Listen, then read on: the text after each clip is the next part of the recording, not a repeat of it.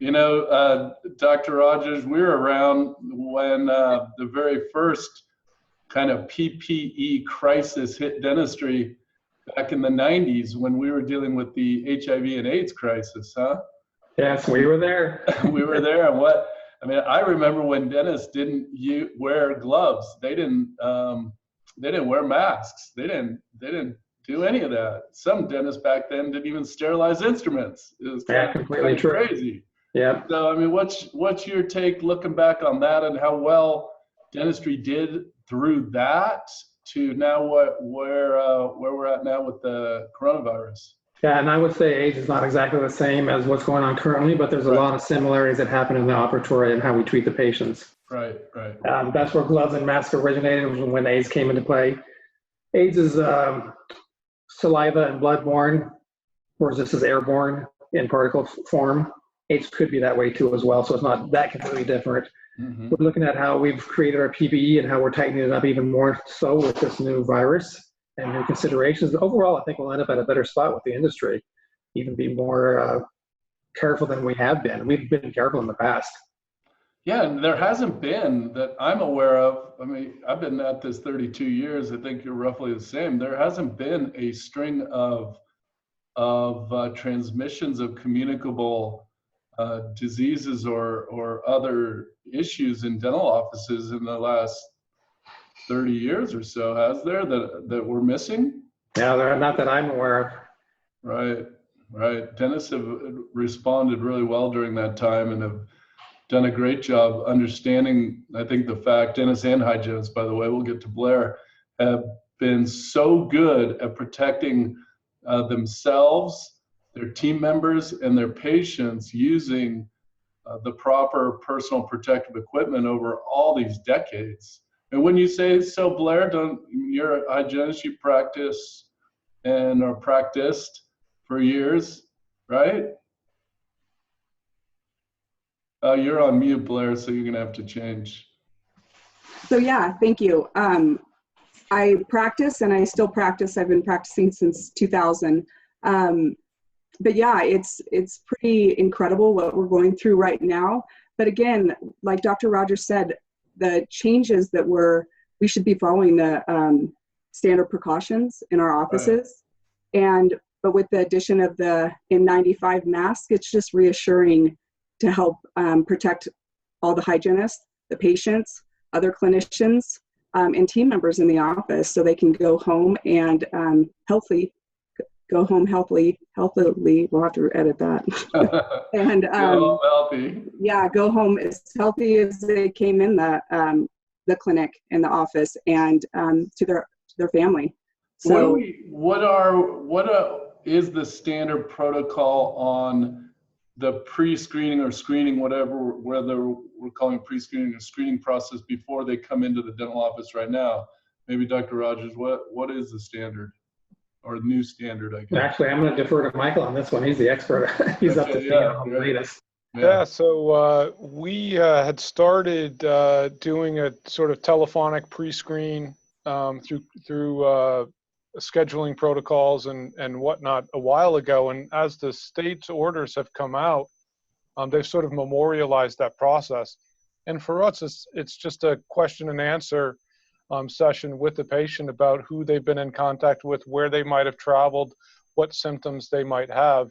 And then we redo that again in person when they get to the office. So we're kind of doing that twice to make both team members and patients comfortable. Are we taking temperatures of team members and patients when they enter the office or before? Yeah, we do that, Steve. We take team member temperatures and a symptom check 2 times a day, once in the morning, once at night when they leave, and for every patient and visitor, temperature and symptom checks as well. And I saw something else that the team has been doing of putting in 6-foot kind of I don't know what we call them, stickers, guidelines, and we've rearranged reception chairs and put in other things. What else have we done in the dental offices? Yeah, the maintaining social distance. So we're just trying to make that visible and present for people so they can relate to it. We're also conscious of that in the scheduling process so that people aren't all showing up at one time. Okay.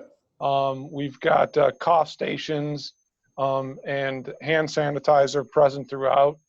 Folks can go do a pre-check process from their cars if they'd like, and Okay. go direct to operatory. Oh, great. A cool story this morning about a orthodontic practice bringing people directly in through a separate entrance so that they're not intermingling with other patients as well. So there's a lot of approaches to keeping people safe. Right. Most of the dental offices have at least two entrances, correct? So we Right, can do that, right. right? Yeah, that's great. And what else are we doing for patients? Are we offering masks if they would like that, and things like that to feel comfortable? Yeah, so we're really emphasizing source control, which is what you're alluding to with the social distancing and the masks. So non-clinical team members in practices will have face coverings, whether they be sort of homemade cloth. Yeah. So all the front office people that aren't normally used to that, right? Exactly, exactly. Great. And we have enough of a supply of level 1s, 2s, or 3s to make sure our team members have them. Mm-hmm. And if patients come in and don't, we'll offer them to the patients as well. Again, just to And make them feel we've also had adequate supply of the N95 masks, or right? or the equivalent. Or the Yeah, equivalent. we've had. I've heard a lot of other practices having some difficulty obtaining them, but we did a pretty decent job. We've got an adequate supply, I think, to carry us forward for some time, as well as for face shields and other PPE. So I think we're in good shape there. And then one other question for you. How does this relate to the testing? There's a lot of questions going on about testing and the whether it's the antibody test or the actual COVID test, and then the relative success or failure of those tests, ranging all the way up to 30% false positive, false negatives, versus the recommended CDC pre-screening guidelines. What's your take on that? So a testing process sure would help. It would bring some clarity to the screening process, but not, in my opinion, at the sensitivity and specificity levels we're seeing right now. They're a bit unreliable. I do hear that there are some on the horizon that'll be really accurate from a sensitivity perspective and specificity. So I do believe we'll get there gradually. Though every standard I've seen and every state order that's come out still speaks to the screening process we're doing. So I think that's where the emphasis will be for some time. And it's, you know, and at least to that extent, a fairly reliable indicator of infection and safety. And so what would be the protocol if a patient shows and the dental office team determines that they could have the coronavirus? What would be the protocol at that moment? That's a good question. So the terminology is suspected or confirmed. Okay. So obviously the confirmed would relate to a known positive test, but the suspected would be some of those indicators, who you might have been in contact with, where you might have traveled. And if one is known or suspected, then we will defer dental care until the symptoms resolve. And there's a sort of algorithm that goes into that over a period of days. Temperature wanes and symptoms diminish. And that's generally about a 7-day time span. CDC, I think just today, increased that to 10. Okay. But anywhere from 7 to days is right. 7 to 10 days. Hey, and Blair, from a hygienist perspective, I know you've been talking to a lot of hygienists out there, and there's a lot of information flowing around the web of the hygiene associations in various states and maybe national, advocating on behalf of hygienists in a certain way. What have you heard from the hygienists you've been working with? So yeah, the hygienists here in Colorado, they're concerned about PPE.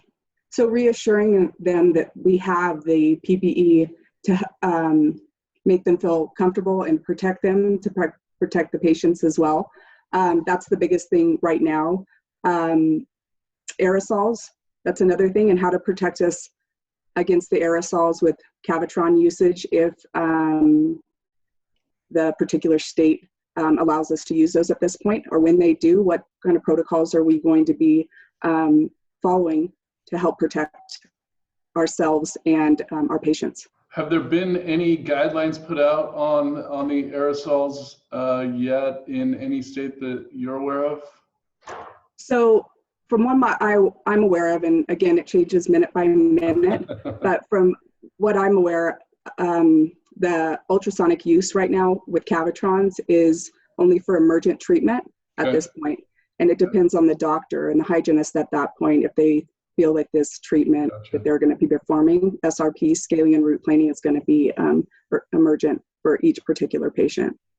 And there's also that study, I don't know if you saw from the British Dental Association, about how valuable getting your teeth clean, especially for at-risk patients with some of the comorbidities for SRPs right now, huh? Absolutely, absolutely. An active infection, it doesn't just stay in your mouth, it goes throughout the entire body. So having to get that to a maintained state is ideal at this point, and it always has been. So we shouldn't change our opinions on it. It hasn't changed. Yeah. Changed. Hey, and Dr. Rogers, what have you heard from all the docs out there? You know, we support roughly 2,000 docs across the nation. What are you hearing? I know there's a broad spectrum. There's a broad spectrum. The reality is, majority of them are like, when can we get back to doing more procedures? When can we expand our procedure offerings for our patients? Luckily, that is in the works right now. It does vary state by state. There are a few that are hesitant. There is also hesitation on the doctor side regarding aerosols. There's pretty specific guidelines from the CDC and state boards as far as what they should do as far as PPE to protect themselves and the patients during that process. But there's going to be some inevitable aerosols produced, because that is part of our business and always has been, and it's not going to be changing anytime soon. Yeah, and then Michael, over the last 60 days in the PDS supportive practices, I believe the number of unique patient visits is well in the hundreds of thousands, maybe even close to 400,000 patient visits. And most supported practices, the dentist chose to stay open, serve their communities. And what have we found in transmissions across the platform? So we have not had a single in-office transmission of the virus anywhere, which I think speaks to the point you opened with on kind of the standard precautions of what dentists have been good at for some time. They continue to be good at it, and with these extra protocols we're putting in place, they're proving to work pretty effectively, I have to say. Yeah, I had a great conversation with the dean at UOP, Nader, the other day, and we were talking about the new updated standard protocols and the new specific guidelines of screenings and pre-screenings and multiple screenings, and waiting patiently, sort of impatiently, for the science to come out around these issues you guys are talking about around the aerosols and different things that could be floating around the dental office. And I don't know if any of you have any comments on that. He seemed to indicate to me that he's waiting for the science and data to do anything more extreme than what the current guidelines are. Yeah, I have seen the science evolve a bit, Steve. I'll defer to Dr. Rogers on the technical parts of it, but it does seem that the risk of aerosol has sort of transitioned into more of a droplet risk. And then I most recently saw a study that indicated that the highest risk is actually contact or surface risk, which we address by sterilizing surfaces really every 30 minutes. So it seems like it's getting more and more contained, and our ability to contain it is becoming easier, less risky. Gotcha. Yeah, a lot of the studies out there right now are measuring how long this thing can last versus how quickly can we kill it with something. And like Michael just said, we do our foamite surfaces, like the countertops, all the time. If that's where they linger the longest, that's where we kill them the quickest too. And not only the countertops, we have essentially, as I understand it, at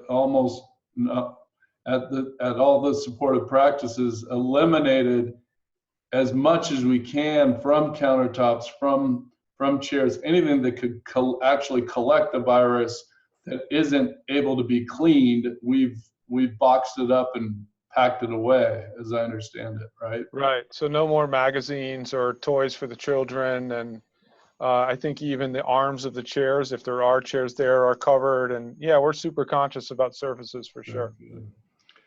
Okay, this has been very helpful. Anything any of you want to add before we close up?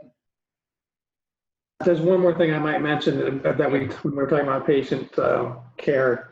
A lot of the offices are offering, in fact, some states are recommending pre-procedural rinses. Okay, yeah. We're following the ADA recommendations of the hydrogen peroxide 1 to 2%. Right. There are a few various concoctions that are out there floating around, but that seems to be where everyone has landed. It's just basically hydrogen peroxide to reduce bacterial load before we start doing some treatment for the patient. And do they just mix that with water and swish, or what do they do? What's Yeah, the it's already pre-mixed in most cases, so they can just swish and rinse as fit. Yeah, I heard that too just the other day. So thanks for bringing that up. I think that from what I've read too, that's a good standard, huh? Great. Okay, well, thank you. You guys are some of the leaders out there in the United States helping out so many dentists, so many dental practices. You're on so many calls. I know, especially Michael and Dr. Rogers. You guys are on call after call all around the country and the world. Trying to help dentists navigate this process. So appreciate your time today. And thank you guys, all of you. Yeah, thank you, Steve. It's our pleasure. Hygienist perspective too. Thank you. Thanks. Thanks.